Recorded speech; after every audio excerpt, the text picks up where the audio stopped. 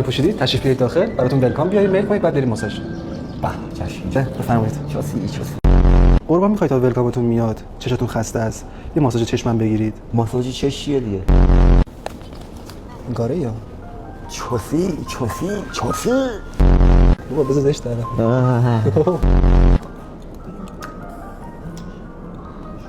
فینیش بابا اشتباه داری میری شبیه این اتاق فراییشه دیگه باشه.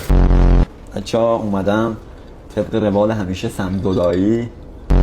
اینا واقعا نمکه اینجا. بله رو زبون نزن زبون بابا واقعا نمکه. تو تا خیال بگیر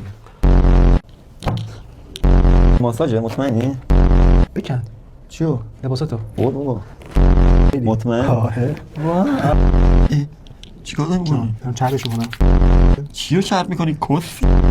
برو بابا. نه بیا بابا وایس بابا تو خود خیلی مردی کاشی ماساژ بابا میگیری. نمیخوام ماساژ می‌خوام چیکار کنم؟ بیا دقیقاً یه اتاق نمک برو. چی هست یا کنی؟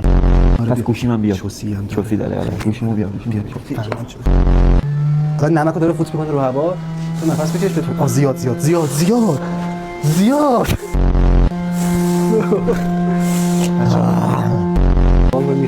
من اینجا تو لاخه اینجا میکشه تو گوشیمو بیار اینجا خوراک چوسیه. گوشیمو بیار بیا متین.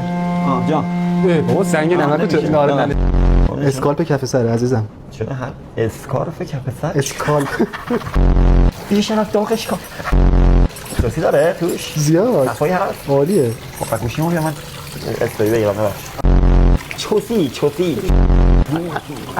از چشم کس این چه خوشگله.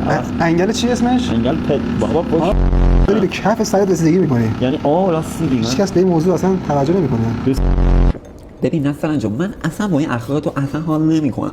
چیه هی میزنی تو ذوق بقیه؟ واقعا اخلاقتو درست کن. کس آقا متین بیا همون سنتی داری. جان چی داری؟ وقت همون سنتی تونه. دیگه چیه؟ همون سنتیه دیگه. چوسی داره؟ چوسی داره لاتیه داداش اینجا. لاتیه؟ اما خودم بچه خوبه مثل آدم ها. خب تو برو بیرون دیگه. نه برو بابا من میخوام بشورم. چیو بشوری؟ اصلا من میخوام بکنم این سری. تو میخوای بکنی؟ آره. بده فکر کنم. باشه نمیکنم بیا. تو حالا